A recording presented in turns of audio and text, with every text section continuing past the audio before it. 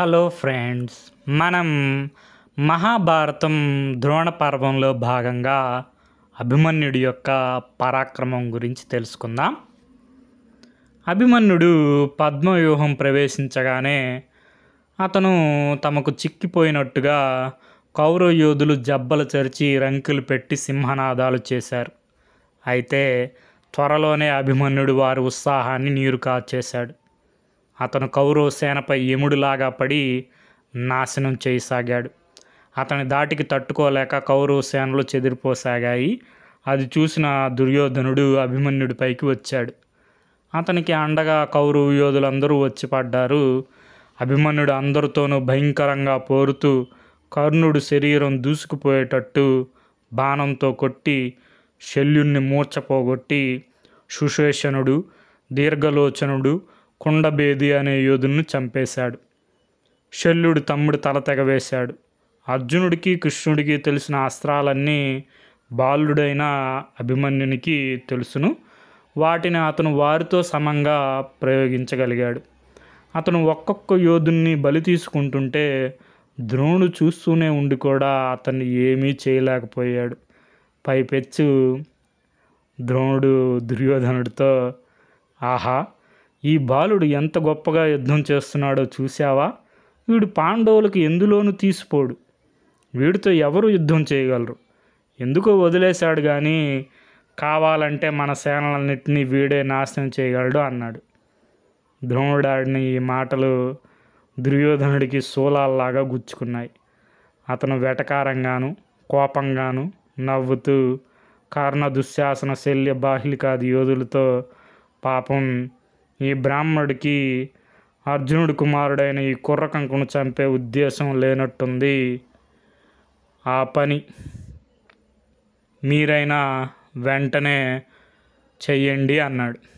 అప్పుడు దుశ్శాసనుడు, అన్నా, ఒక్క నిమిషంలో నేను ఈ అభిమన్యుని చంపేస్తాను.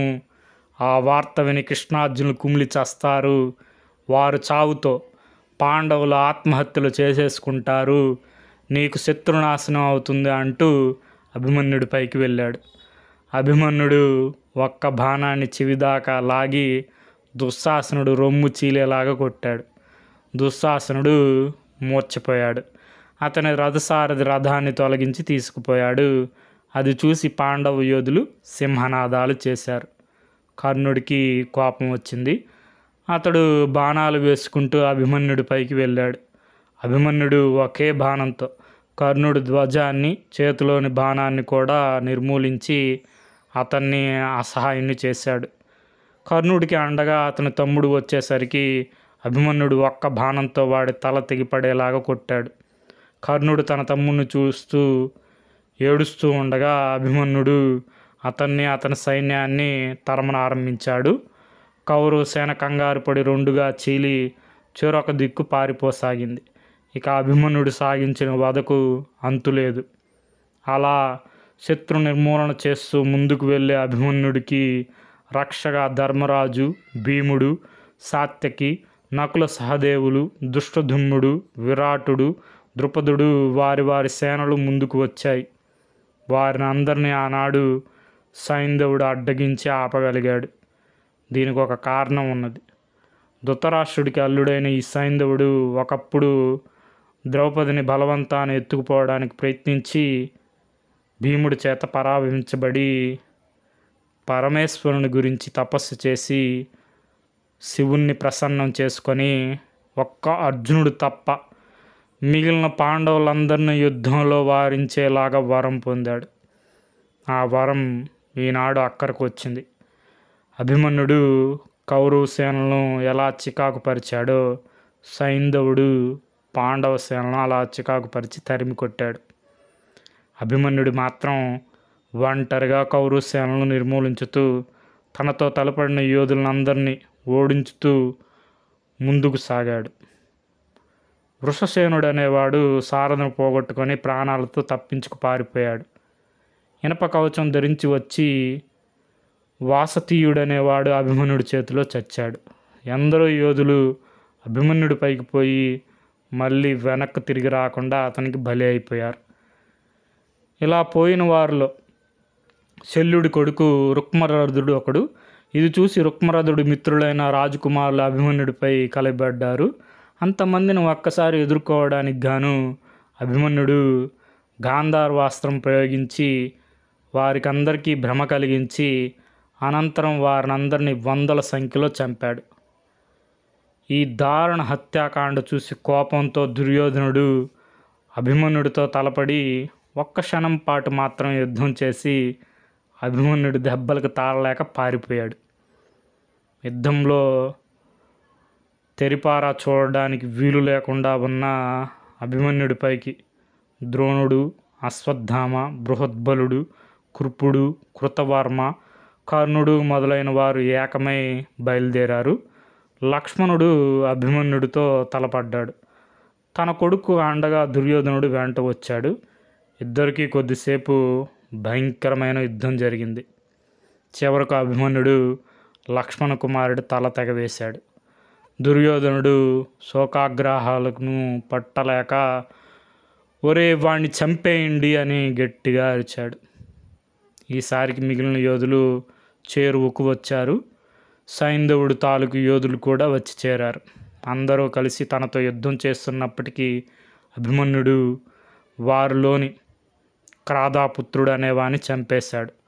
ద్రోణ, కృప, కర్ణ, అశ్వత్థామ, బృహద్బల, కృతవర్మలు తప్ప మిగిలిన వారు వెనక్కు తగ్గారు.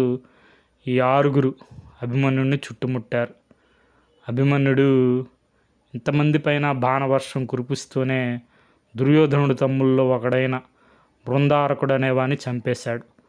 కోశల రాజైన బృహద్బలుడు గుర్రాలను, ధ్వజాన్ని, సారథిని, విల్లును కొట్టి అతను డాలు, కత్తి పట్టి మీదకు వచ్చే సమయంలో ఒక్క బాణంతో బృహద్బలుడు గుండె బద్దలు చేసి చంపేశాడు. తర్వాత కర్ణుడి వెంట ఉన్న 6 మంత్రులను వధించాడు. ఆ రోజు అభిమన్యుడు 10,000 మంది శత్రువులను చంపాడు. ఈ విధంగా అసహాయ సూర్యుడై పోరాడే అభిమన్యుడిని చంపడానికి ద్రోణుడు తన అనుచరులతో ఈ విధంగా చెప్పాడు: వీడి బాణాలు సాటిలేనివి. కవచదారులలో వీడికి అర్జునుడికి గల నేర్పంత ఉంది. వాడి చేతిలో విల్లుండగా మనం ఎంతసేపు పోరాడినా వాడిని జయించలేము. వీడు ఎందున అర్జునుడికి తీసిపోడు. ఒక్కసారి వీడు విల్లు విరిచి విరధుని చేసినట్లయితే మనం వీడిని చంపగలుగుతాం అన్నాడు.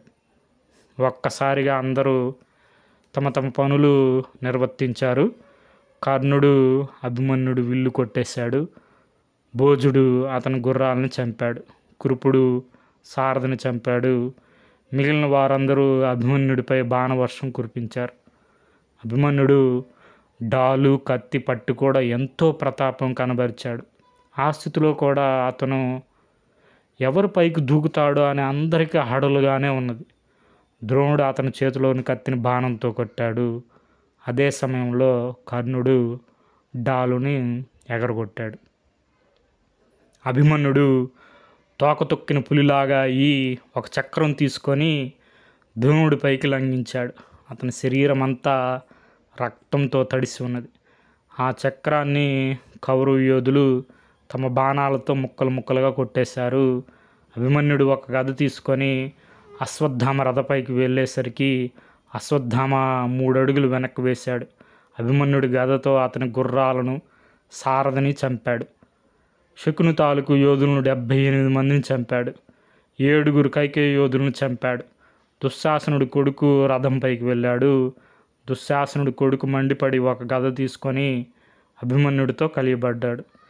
ఇద్దరు గదా యుద్ధం చేసి కింద పడ్డారు. అప్పటికి అభిమన్యుడి పని అయిపోయింది. అతను బాగా అలసిపోయి నీరసించి ఉన్నాడు. దుశ్శాసనుడి కొడుకు ముందు లేచి నిలబడి లేవడానికి ప్రయత్నిస్తున్న అభిమన్యుడి తల మీద తన గదతో కొట్టాడు. అభిమన్యుడు పడిపోయి మరి కదలలేదు. అభిమన్యుడు మరణించాడని కౌరవులు పొందిన ఆనందానికి మేరలేదు. వారు సింహనాదాలు చేశారు. పాండవ బలాలు పారిపోసాగాయి. 6 మహాయోధులు కలిసి ఒక అసహాయుడైన పసివాడిని చంపారు. అయితే ఆ పసివాడు 100 మంది పెట్టుగా పోరాడి ఎంతో శత్రు నిర్మూలనం చేశాడు. పాండవ యోధులందరూ తమ అస్త్రాలను అవతల పారేసి ధర్మరాజు చుట్టూ మూగారు. అయ్యో, ఎంత పాపాత్ముణ్ణి! నేనే అభిమన్యుని ఆ పద్మవ్యూహంలో చావడానికి పంపాను. ఇక అర్జునుడి ముఖం ఎలా చూసేది, కృష్ణుడి ముఖం ఎలా చూసేది? ఇంక నాకు జయమెందుకు, రాజ్యం ఎందుకు అని ధర్మరాజు వాపోయాడు. అప్పుడు వ్యాస మహాముని అక్కడికి వచ్చి, ధర్మరాజా, శోకించకు. అభిమన్యుడి కంటే కూడా మహాయోధులైన వారు సహితం రణరంగంలో మరణించారు. బ్రహ్మ సృష్టిలో ప్రతి ఒక్కరికి చావు తప్పదు అని ఓదార్చి ధర్మరాజుకు మనశ్శాంతి కలగడం కోసం కొన్ని కథలు చెప్పి వెళ్ళిపోయారు. ఇంతలో సూర్యాస్తమైంది. సైన్యాలు తమ శిబిరాలకు వెళ్ళిపోయాయి. అర్జునుడు సంశప్తులను నిర్మూలించి కృష్ణుడితో తన శిబిరానికి తిరిగి వస్తూ దుశ్శకునాలు గమనించి కలతపడ్డాడు. ధర్మరాజుకి ఏమైనా ప్రమాదం జరిగిందేమో అనుకున్నాడు. శిబిరం చేరవస్తుండగా అతని ఆందోళన మరింత హెచ్చించింది. ఎలాంటి ఆర్భాటాలు, మంగళతుర్యాలు, దుందుబులు లేక శిబిరం వీణావాద్యాలు లేక శిబిరం నిశ్శబ్దంగా పాతబడినట్టుగా ఉన్నది. మంది మాగధ సూత్రాలు లేవు. అర్జునుడి కంటబడిన యోధులు తలలు వంచి తప్పుకుపోతున్నారు. కృష్ణార్జునుడు శిబిరం ప్రవేశించి మిగిలిన పాండవులు చింతాక్రాంతులై కూర్చొని ఉన్న చోటికి వెళ్ళి చివరకు అభిమన్యుడి వధ వృత్తాంతం తెలుసుకున్నారు. అర్జునుడి దుఃఖం కట్టలు తెగి ప్రవహించింది. తన కొడుకును కల్లారా చూసుకునేటందుకు తాను కూడా చచ్చిపోవడం తప్ప వేరే మార్గం లేదనిపించింది. తర్వాత అతని దుఃఖంతో ఆందోళన ఏకమైంది. మీరంతా ఉండి నా కొడుకును ఎలా చావనిచ్చారు? మీ ఆయుధాలు, కవచాలు అలంకార మాత్రమేనా అని అడిగాడు. అప్పుడు ధర్మరాజు సైంధవుడు తమ వారిని అందరినీ ఎలా అడ్డగించింది వివరించాడు. అది విని అర్జునుడు వెర్రివాడిలాగా అయిపోయి చేతులు నులుముకుంటూ, ఓ యోధులారా, రేపు సైంధవుణ్ణి చంపేస్తాను. వాడు కౌరవులను వదిలిపెట్టిపోకుండానే ఉండాలి. మమ్మల్ని కానీ, ధర్మరాజును కానీ, కృష్ణుని కానీ శరణం చూరకుండానే ఉండాలి. ఎవరు వాడిని రక్షించినా సరే రేపు రణరంగంలో ఉంటే వాడు నా చేత చచ్చాడే. నాతో ఉండిన స్నేహాన్ని మరిచివాడు దుర్యోధనుడి పక్షం కావడమే గాక నా కొడుకు చావుకు కారకుడవుతాడా? రేపు సూర్యాస్త సమయం లోపులాగా వాణ్ణి చంపకపోయానో యుద్ధరంగంలోనే చితిపేర్చుకొని అందులో ప్రవేశిస్తాను. ఇదే నా ప్రతిజ్ఞ. దీనికి తప్పినట్టయితే పితృహంతకులు, మాతృహంతకులు, సమస్త పాపులు పోయే గతికి పోతాను అని ఘోర ప్రమాణం చేశారు అర్జునుడు. వెంటనే కృష్ణుడు పాంచజన్యం పూరించాడు. అర్జునుడు దేవదత్తం పూరించాడు. పాడిబట్టునట్టు ఉన్న పాండవ శిబిరంలో విజయ ఆర్భూటులు మారుమోగాయి. ఇది మనకి మహాభారతం ద్రోణ పర్వంలో భాగంగా అభిమన్యుని యొక్క పరాక్రమం గురించి. దీనికి మూలం చందమామ 1960 జూలై సంచిక. Okay friends, thank you for watching.